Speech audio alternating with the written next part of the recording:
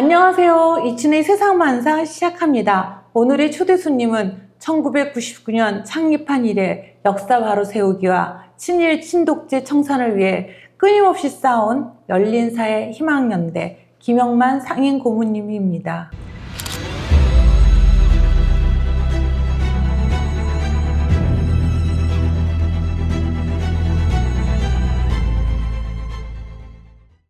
안녕하세요. 예, 반갑습니다. 근데 요즘에 감히 안녕하시냐는 인사를 여쭐 수가 없습니다. 우리 지역에 역사 부정, 역사 왜곡 세력들이 진짜 준동하고 있습니다. 네. 그죠? 네. 그 현상에 대해서 좀 말씀 좀 네. 해주십시오. 먼저. 어쨌든 뭐 그런 사람들하고 이제 밤낮으로 싸워야 되니까 네. 안녕하려고 노력을 하고 있습니다. 네. 정말 점입가경이죠. 예. 예. 처음 시작은 지금 이제 10월 26일부터 9일간 시작될 그 마산 국화축제가 국가축제. 예. 예. 그것 때문에 최근에 네, 이제 시작됐죠. 그죠? 시작됐죠. 예. 가고파 논쟁이 시작됐습니다. 네. 그러니까 이제 올 7월 초, 네. 7월 초에 창원시에서 갑자기 예. 마산 국가축제를 마산 가고파 축제로 이름을 변경하겠다고 발표를 했습니다. 그래서 저희들이 깜짝 놀래가지고 왜 거기다가 가고파를 끼워 넣느냐, 네. 그 끼워 넣어서 안 된다 하고 이제 항의도 하고 기자회견도 하고 이제 그렇게 했었죠. 그랬는데 뭐 이 내용을 잘 모르시는 분들이 들으시면 가고파는 사전적 의미는 그냥 가고 싶다는 뜻인데 네. 그게 뭐가 그래 중요해서 그렇죠. 그렇게 논쟁이 붙어가 노래 있나. 가사 노래도 좋아하고 의장님도 워낙 그 노래 좋아하셨잖아요. 당연하죠. 저도 제가 이제 예전에 의장님 마산상구 시절에 그 음악 정교 학생들 중에서 가고파 3절까지 부르는 학생. 저 분이라고. 예. 그때 이제 마산 중학교 다닐 때입니다. 가고파라는 노래가 그 우리 음악 교재에 실렸었어요. 예. 이게 옛날에 이제 음악 시험을 칠 때 필기도 있고 실기도 있고 이랬었는데 이제 한 반에 학생들이 한 67명씩 뭐 이렇게 됐어요. 70명 가까이 이렇게 되니까 음악 선생님이 그 45분 동안에 네. 모든 학생 노래를 다 들어야 되잖아요. 네네. 채점을 해야 되잖아요. 계속 그것만 뭐 할 수가 없으니까 그 시간에 채점을 다 해야 되기 때문에 1번 이렇게 학생을 부르면 이제 내 고향 남쪽 바다 이렇게 이제 딱 한 소절 딱 부르면 앉아. 2번 딱 한 소절 부르면 앉아. 다 이렇게 했습니다. 네. 그렇게 했는데 제 차례가 됐어요. 제 차례가 됐는데 노래를 시작했습니다. 그때 그 노래가 3절까지 교과서에 실려 있었거든요. 근데 그 3절을 선생님이 펜을 딱 놓고 턱을 고이면서 딱 3절을 끝까지 들어준 학생이 유일하게 전교에서 저뿐이었습니다. 음악적인 재능이 있는 그래서 저는 남들보다도 그 노래를 더 좋아했었죠. 그때는 이렇게 그 가고파 3절을 부를 때는 애가 이렇게 가고파 노산, 이은산과 이렇게 오랫동안 싸울 줄 몰랐죠. 상상도 못했습니다. 상상도 못했습니다. 예. 그런데 그 가고파가 이렇게 이제 주제가 되어가지고 예. 지금 2개월 이상 논쟁을 벌이고 있거든요. 네. 그래서 이제 이 논쟁을 벌이고 있는 양측이 어떤 사람들인가를 보면 이해가 되십니다. 가고파를 꼭 넣어야 되겠다. 마산 국가축제. 네. 본래 국화는 마산 국화거든요. 네. 브랜드가 마산이 되는 게 맞고요. 지난 24년 동안 마산 국가축제를 벌여왔는데 가고파가 들어갔다가 안 들어갔다가 뭐 그렇게 하기는 했습니다. 하기는 했는데 그건 또 묘하게 정치적 문제하고 관련도 있을 거예요. 그래서 하여튼 지난 5년 동안은 마산 국가축제였습니다. 올해 갑자기 넣는다 하길래 이제 저희들이 그렇게 항의도 하고 이렇게 시작을 했었는데 그걸 강력하게 주장하는 쪽이 창원시, 그 다음에 창원시 의회, 네. 그 다음에 이은산 기념사업회, 이 사람들이 이제 강력하게 가고파를 넣어야 되겠다. 이렇게 지금도 주장하고 있고, 또 이제 그걸 반대하는 측은 민주화 운동 기념단체들입니다. 네.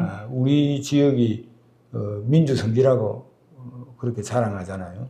민주성지는 3.15 의거가 있었고 부마민주항쟁이 있었는데 3.15 의거 기념사업회, 부마민주항쟁 기념사업회, 김주일 열사 기념사업회 이런 단체들이 주축이 되어서 반대를 하고 있습니다. 의장님은 지금 그 여름 동안에 완전히 인터넷 그 유튜브에 화제 인물이 됐기 때문에 잘 모르겠지만 전국적인 인물이 됐기 때문에 최희병 사건으로 그렇게 했지만 저는 이제 전국 시청자들은 왜 와선의 이은상에 대해서 잘 모르실 것 같아요. 왜 이런 논쟁이 시작했는지. 그렇습니다. 이게 먼저 이은상에 대해서 왜 이 기념사업회, 민주화운동 기념사업회인 3.15 기념사업회, 또 부마 뭐 이런 데서 반대하는지에 대해서 얘기해 주십시오. 먼저 이은상. 바로 답은 나옵니다. 네. 그러면 민주화운동 기념사업회에서 반대하는 거는 왜 반대를 하느냐? 딱 한마디입니다. 이은상이 독재 부역자였기 때문에 그렇습니다.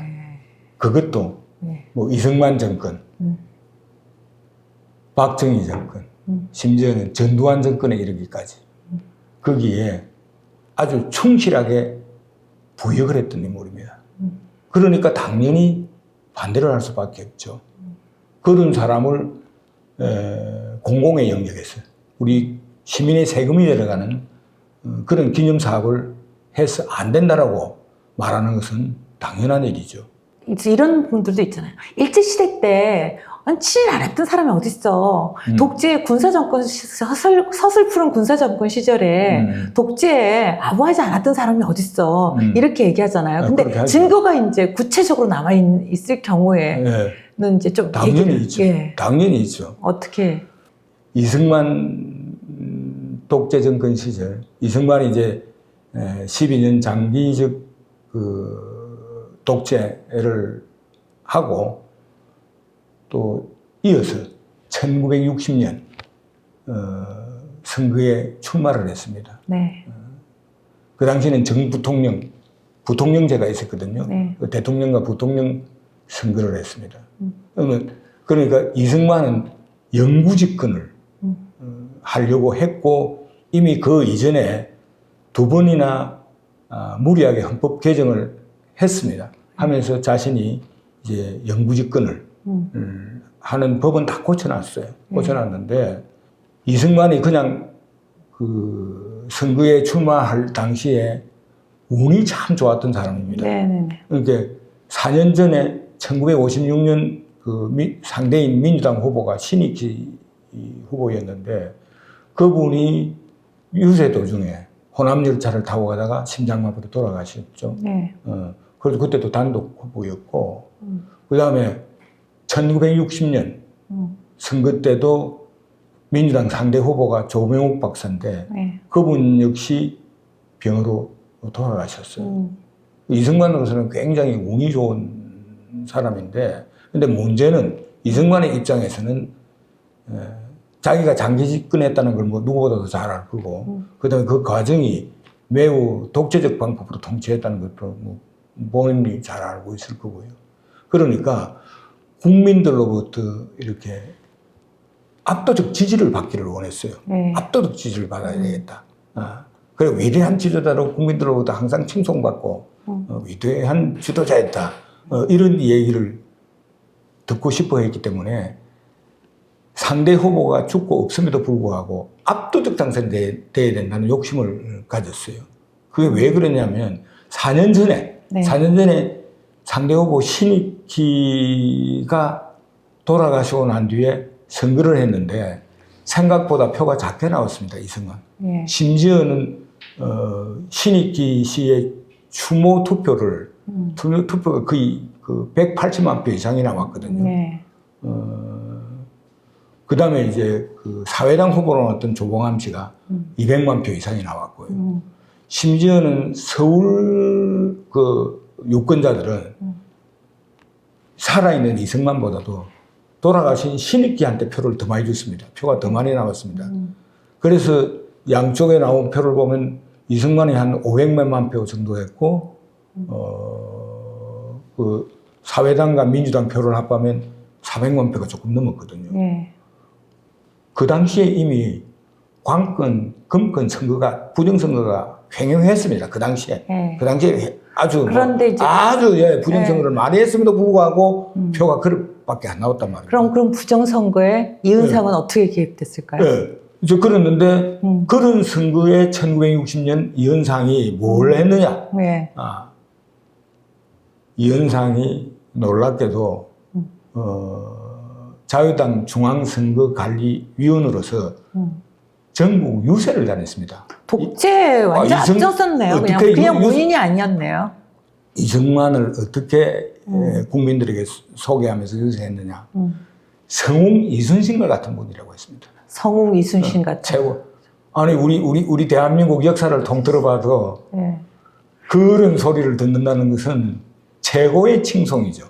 이은상은 정말 기회주의자예요. 예, 최고. 이순신에 대해서 상비도 써놓고 그죠? 그래 이봉은 성실하고 참 자애로운 분이다. 이제 이렇게 얘기를 했는데 제일 첫 그 유세지가 어디였느냐면 대구였습니다. 대구. 대구 1960년 2월 27일 유세를 했었어요. 예. 어디서 했느냐? 대구 수성천변에서 했는데 그 당시 대구 유권자가 전부 29만 정도였습니다. 그런데 대구 수성천에 모였던 시민이 얼마였나? 무려 20만이었습니다. 네. 그러니까 동원했다는 거죠. 그렇죠. 동원을 했다는 겁니다. 그러니까 대구의 28. 그래, 바로 제가 그 얘기 하려고. 예, 학생. 바로 그겁니다. 예. 대구에서는 4.19 혁명의 출발점이다라고. 예. 대구 시민들은 지금도 그렇게 얘기하고 자랑스럽게 생각하는 대구 228이 바로 그 다음 날입니다. 예. 그 다음 날. 자, 자유당에서는 그럼 어떻게 했느냐? 다음이 날이 일요일이란 말입니다. 일요일이니까 그 당시 이 고등학생들은 지금 고등학생들하고는 완전히 좀 달랐죠. 사회적으로 거의 어른 대접을 받고 실제로 그렇게 또 했고. 그러니까 아무래도 좀 젊으니까 정의감도 있고 이러니까 내일 일요일 날 민주당에서 유세를 하게 되면 학생들이 많이 올 거다.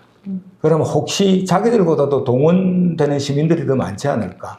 또 그 당시 대구는 야당의 도시였습니다. 그러니까 억지로 관의 힘으로 동원하지 않아도 자발적 시민과 거기다 학생들까지 포함이 되면 자기들보다 더 많을 거다라는 그 우려 때문에 고등학생들을 일요일임에도 불구하고 등교를 시켰어요. 네. 등교를 시켜가지고 뭐 어떤 학교는 뭐 토끼 잡으러 가기도 하고 어떤 학교는 뭐 수업을 억지로 하기도 하고 이제 그렇게 했는데 학생들이 그걸 다 알았어요.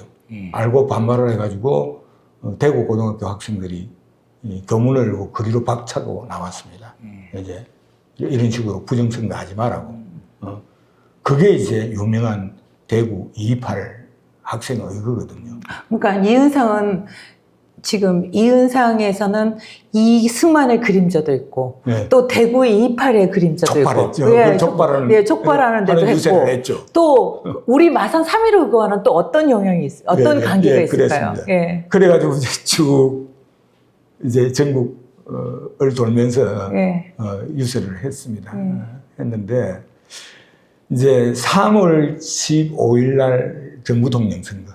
정부통령 선거가 그동안에 소문이 나 있었던 또 사실은 3월 3일인가 그때 좀 동아일보에서 이번 선거에는 자유당이 어떤 부정선거를 할 거다. 아주 특별한 부정선거를 할 거다. 그 내용이 폭로가 됐어요. 네. 폭로가 됐는데 그때 그 내용이 그대로 3월 15일 날 됐던 겁니다. 네. 이게 대표적인 게 4월 사전투표. 4월 사전투표가 뭐냐는 것 같으면 투표하기 전에 시민들이 투표하기 전에 자유당 이승만과 이붕을 찍은 표를 40% 표를 미리 먼저 넣어놓는다는 겁니다. 놀라운 발상이죠. 정말 놀라운 발상이지 않습니까? 그렇죠. 부정선거 중에서도 정말 기발한 발상이죠. 네. 그걸 넣는다. 그 다음에 야당 창간인이 들어오지 못하게 한다. 네. 당을 못 들어오게 한다. 그 다음에 이제 완장 부대를 조직해서 투표소 오는 시민들에게 이제 공포 분위기를 조성한다. 그 다음에 3인조, 5인조, 9인조를 만들어가지고 투표장에 함께 넣어가지고 서로가 자유당에 표를 찍는지 안 찍는지 확인을 한다. 그리고 야당 참관인이 없으니까 자유당 참관인한테 자기들이 찍은 표를 보여주고 투표함에 넣는다. 이런 내용들이 폭로가 됐었어요. 예. 그런데 3월 15일 날 선거 때 그게 그대로 돼버린 겁니다. 예. 그걸 확인한 곳이 어디냐? 마산 투표소가 뭐 한 47군데인가 이렇게 됐다고 하더라고요. 예. 그 중에서 장군동에서 사전에 야당 참관인을 돈으로 매수하기도 했고, 예. 그 다음에 뭐 협박을 해서 못 가기도 했고, 그렇게 다 막았는데, 그 중에서도 또 야당 그 참관인들 중에서도 아주 막 용기가 있었던 분들이 있었던 모양입니다. 예. 그 두세 곳 정도 참관인들이 들어갔답니다. 그런데 장군동에 들어갔던 뭐 그것도 싸움에서 네. 싸움에서 밀치고 막 싸움에서 들어갔는데 야당 참관인이 들어오니까 이제 여당에서 막 싸움이 붙었을 것 아닙니까? 네.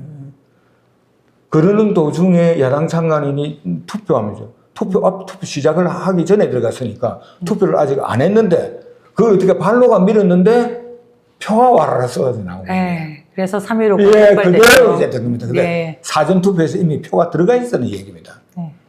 그래가지고 그 뭐 야당 참관인은 경찰서 이제 뭐 경찰들이 출동해가 잡아가기도 하고 막 이래가지고 그게 이제 마산 3.15 이제 야당 이제 마산 민주당 네, 민주당 당사에 이제 모이게 된 연락을 거죠. 하고 예.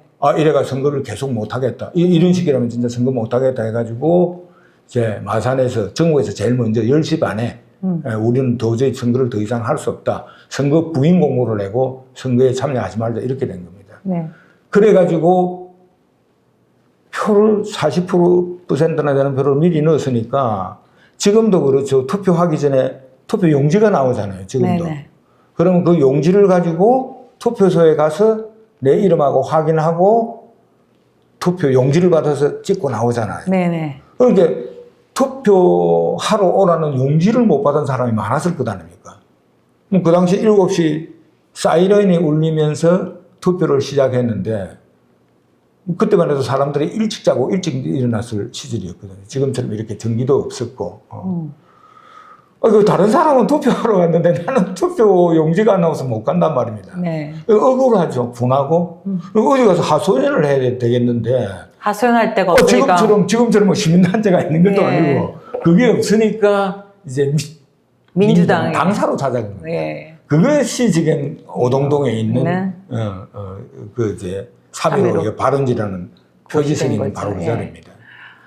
그래가지고 이제 자연스럽게 사람들이 많이 모이게 되니까 또 네. 낮에 시위가 또 밤에 시위를 이어지면서 시위가 일어나게 그러니까 되니까. 유혈 사태가 나게 되고 그랬습니다. 마산 사람들이 죽게 되고 막 그랬습니다. 예, 그래서 이제 신문에 크게 맞습니다. 보도되게 되고 그랬을 때 이은상이 어떤 입장들을 취했죠? 네, 그래서 이제 마산에서 유혈 사태가 일어났단 말입니다. 네네.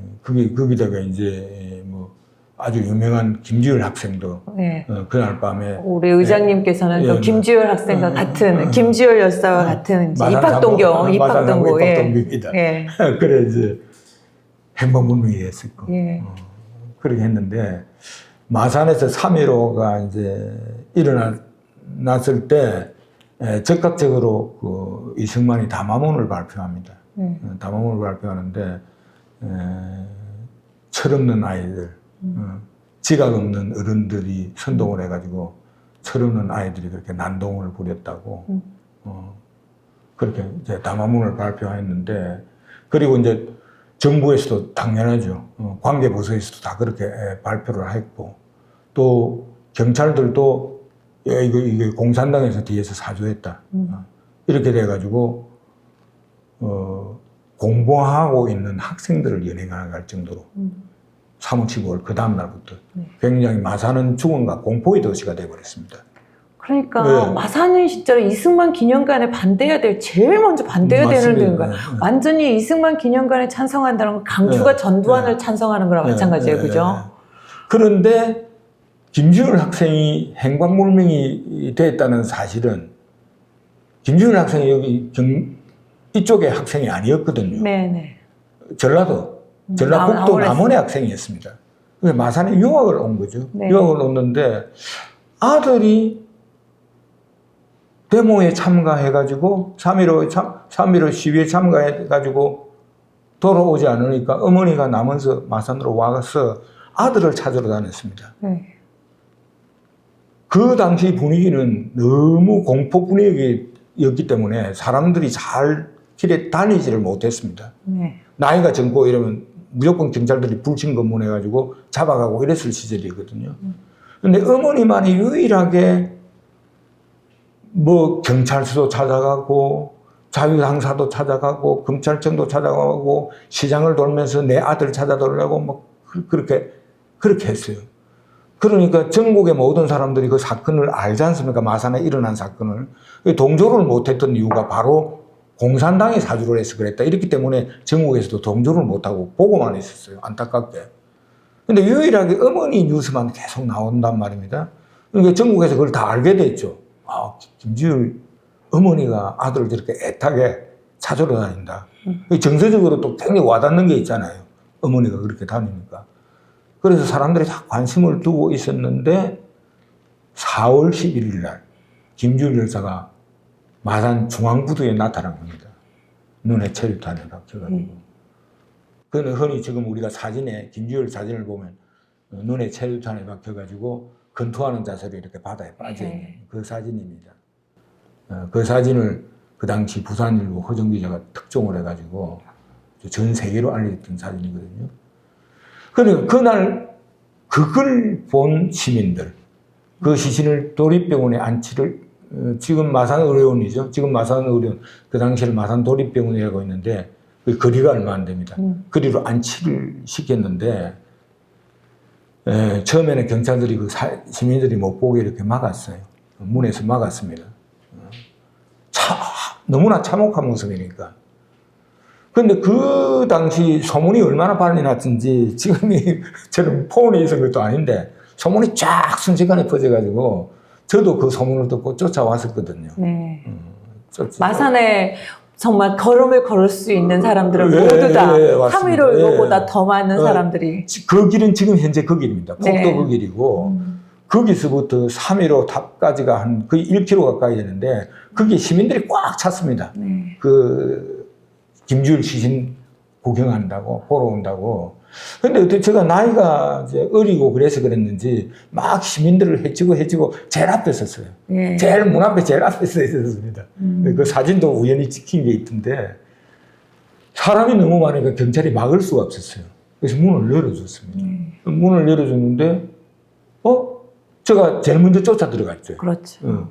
워낙 거기 애들이 제일 먼저 쫓아다니고. 원래 애들이 제일 먼저 하잖아요. 그때 이제 중학교 3학년이었어요. 고등학교 막 올라갈 그 시점이었는데 쫓아갔습니다. 들어가서 보니까 김주열 시신을 보는 순간 너무한 놀라운 모습, 충격. 지금도 눈에 선하거든요. 눈에 큼직한 프로펠러가 달려있는, 뭐 포탄이 박혀 있고, 시신은 이제 물을 먹었을 건데 배가 엄청나게 불러 있고, 뭐 온몸에 푸른 이끼가 묻어 있었어요. 사람들이 계속 밀려왔었어요. 계속 밀려와가지고 막 사람들이 놀라서 비명을 지르고 막 그렇게 하더라고요. 그렇게 사람이 몰려오니까 자연히 그 울분을 못 참아가지고 시위를 시작했던 겁니다. 시위가 됐었어요.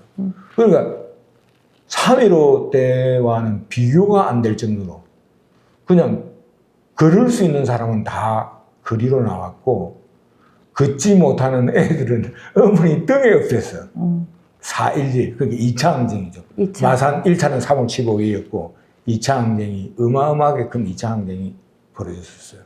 그때는 경찰이 이 감당을 못 해가지고 그 경찰이 경찰서를 비우고 도망을 가고 그랬습니다. 물론 그날에도 사망한 분이 있고 부상자도 있기는 했지만은 3.15처럼 그렇게는 못했습니다. 경찰이 감당을 못 해가지고. 그래서 그게 결국은 3월 11일, 12일, 4월 13일, 11일, 그래, 13일. 3일 동안 계속했거든요. 네. 나중에 13일 날 밤에 폭우가 쏟아져가지고 지키던 시민이 잠깐 자리를 비운 사이에 경찰들이 시신 탈취해가 남원으로 이제 집차로 싣고 갔었는데 그게 결국은 서울로까지 올라가서 4.19가 됐잖아요. 그렇죠. 예. 그래서 이제 우리가, 마산이 예, 마산의 3.15 의거가 4.19 혁명의 기폭제가 됐다. 네. 4.19 혁명의 마산 시민들이 주인공이다. 이렇게 됐었죠.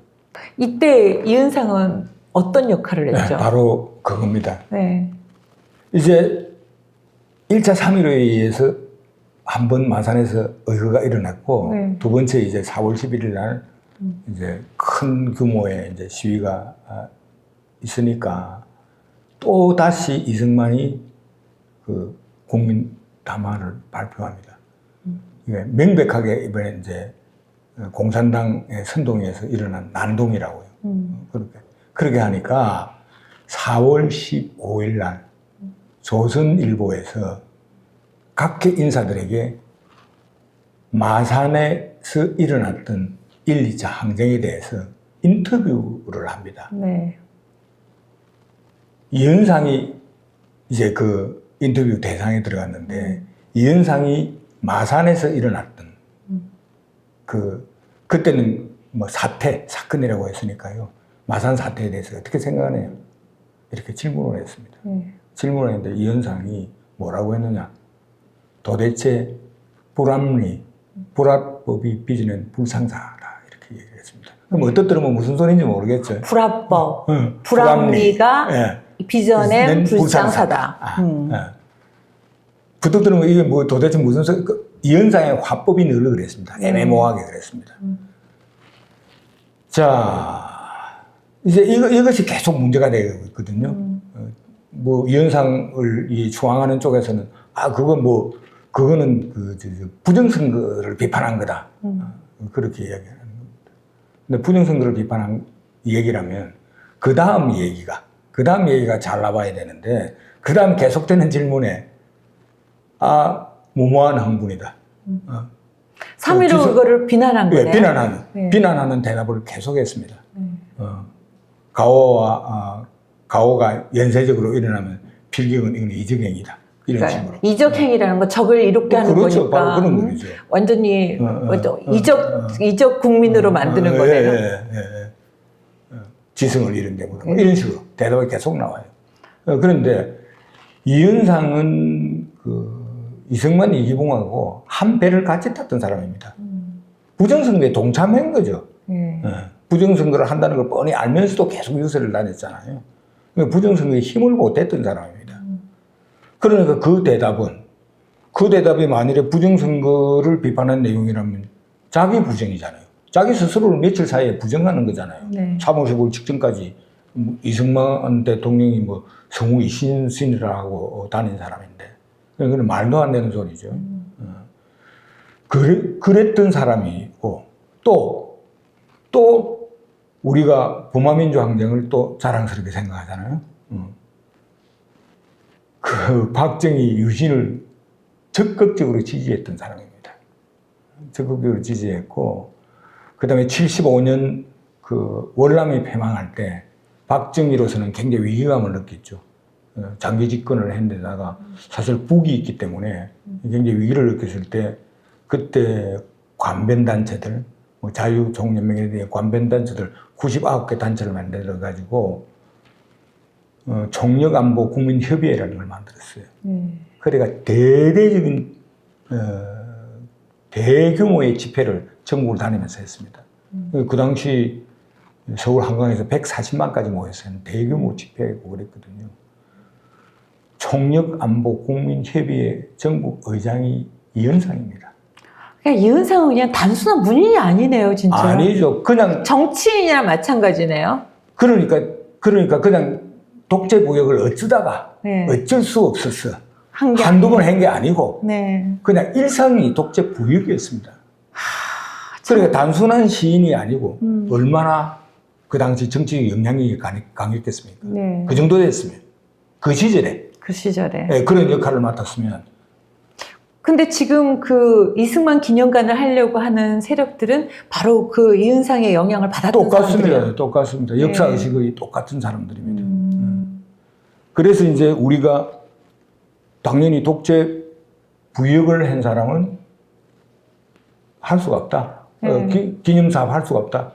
오랫동안 희망연대가 싸워왔잖아요. 했습니다. 25년입니다. 25년간 진짜 의장님 말대로 정말 좀 주서 사과라들까 하면 또다시 나타나고 또다시 나타나고 지금 너무너무 오랫동안 싸웠는데 처음에 1999년부터 시작했던 건데 네. 그때 이제 밀레니엄 사업이라 그래가지고 네. 그 지역에서 가장 이제 사랑받고 존경받고 후대에 교훈을 남겨줄 수 있는 그런 인물의 기념관을 짓는다 해가지고 우리 지역에서 선정됐던 사람이 아마 이현상이었던 모양이에요. 우리는 그걸 몰랐어요. 그런 과정도 몰랐는데 뭐 언론에 발표가 돼서 알았죠. 네. 그게 이제 뭐 국비 10억에 총 30억인데 국비가 10억 지원받고 나머지는 이제 지방 비로 이렇게 한다고 했는데 그게 다 국민의 혈세지 않습니까? 네. 그러니까 시민단체들은 당연히 물어봐야 될 게 있잖아요. 우리는 우리의 역사가 있지 않습니까? 그렇죠. 그럼 우리는 뭘 묻겠습니까? 일제강점기 때 당신 뭘 했느냐? 독재 시절에 당신 뭘 했느냐?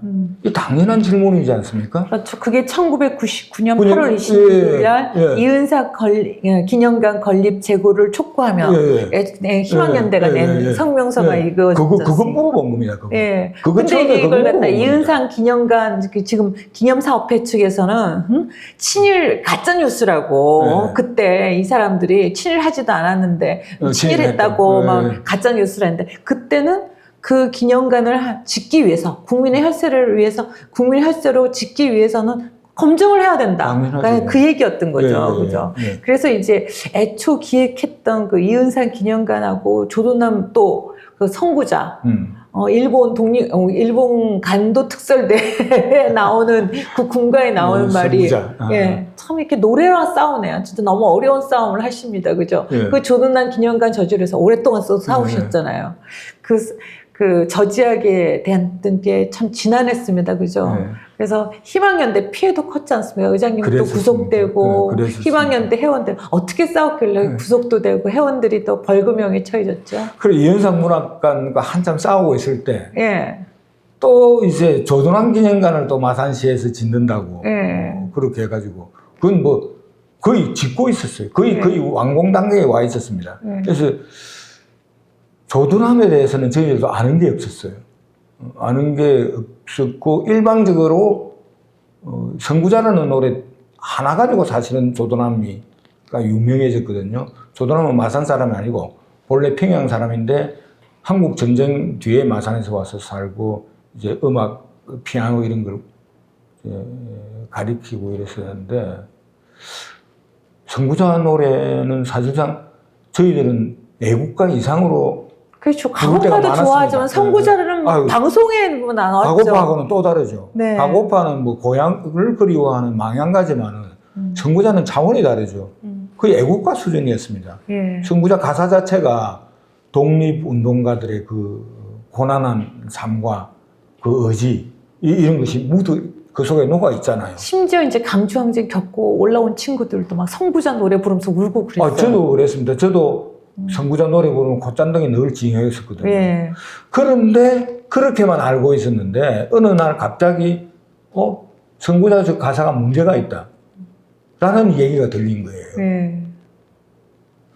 선구자라는 단어 자체가 우리 독립군에게 쓴 단어가 아니고 오히려 거꾸로 일본 제국주의 정책을 충실히 앞장서서 실행하는 사람들을 보고 선구자라고 불렀다. 심지어는 독립군 탄압하는 단체의 군가이기도 했다. 좀 뭔가 이상한데 이래 하는데 그 사건이 말지에 폭로가 됐어요. 그것도 지금 중국 연변에 있는 연변 학자에 의해서 딱 몇 가지를 제시하면서 그때 만주에서 조드람하고 같이 활동했던 증인까지 다 대면서 이런 가짜다. 이는 독립군가 아니다. 네.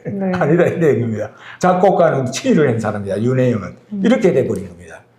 그래서 이제 저희들이 이 시에 가서 항의를 했죠. 항의하고. 개관하지 마라. 개관하지 네. 마라. 이거 확인해보고 합시다. 이러니까 시장이 그렇게 함하고 했어요. 근데 개관식을 강행했어요. 그러는데 뭐 신문에 발표를 바로 해버려서 개관 네. 다음 주에 한다고. 네. 그게 저희들이 가서 천막 지르고 농성을 하고 이랬었는데, 그게 뭐 저희들이 힘이 있습니까?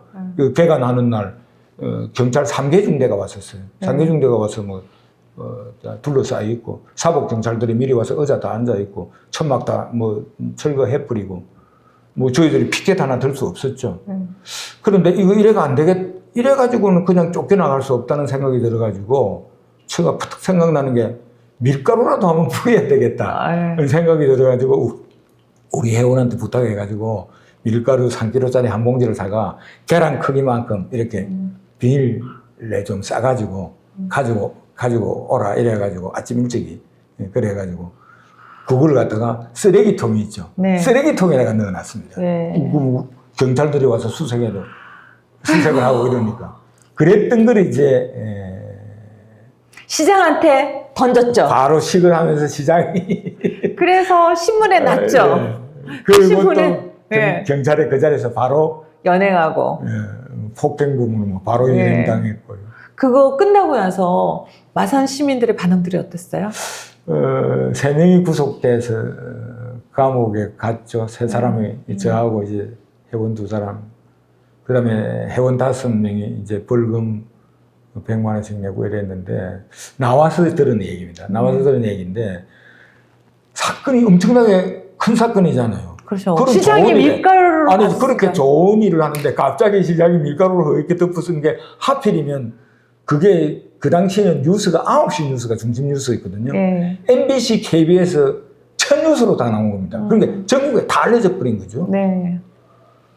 그 시민들도 깜짝 놀랐고, 마산 시민도 그 내용을 잘 모르고 있었는데, 깜짝 놀래가지고, 아니, 그 선구자 노래, 그 좋은 노래, 그 음악가 개관식 하는데, 그 시민운동 한다는 놈들이, 그 정신 없는 놈들이 아니냐. 밥집마다 술집마다 가면 다 욕하고 그랬다 하더라고요. 예. 그런데 그렇게 사건이 커지다 보니까, 전국에서도 다 관심이 돼가지고, 전국에서 많은 시민단체와 역사학자들이 저희들 편을 들어준 겁니다. 그러니까 친일 청산을. 이거는 보통 문제가 아니다. 이거는 꼭 짚어서야 될 문제다. 네. 이거는 시가 너무 성급하게 한 거다. 마산시가 잘못했다. 이렇게 막 여론이 슬슬 뒤집어지기 하더라고요. 그러니까 저희들이 나왔을 때는 이미 여론이 압도적으로 우리한테 유리하게 돼 있었더라고요. 그러니까 재판부도 그걸 감안해가지고 집행유예로 이렇게 내보내주고 그래서 이제 결국에는 이은상 기념관을 문학관을 그러니까 마산문학관으로 네.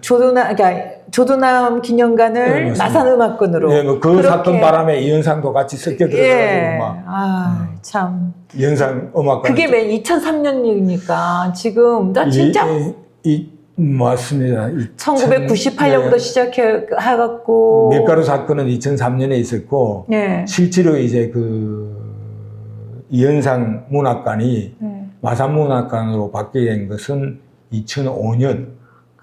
그 과정이 참 어려웠습니다. 지금 어려운 우리가 2024년인데 그 이후에도 너무 싸움이 많았지 않습니까? 그러다 보니까 오늘은 이번 시간은 김영호 의장님을 모시고 독재 부역했던 이은상 기념관과 이은상과 어떻게 싸웠는지 또 이은상이 어떤 일을 했는지에 대해서 먼저 알아보기로 하고 다음 시간에 이어가도록 하겠습니다. 오늘 이춘의 세상만사는 여기까지입니다.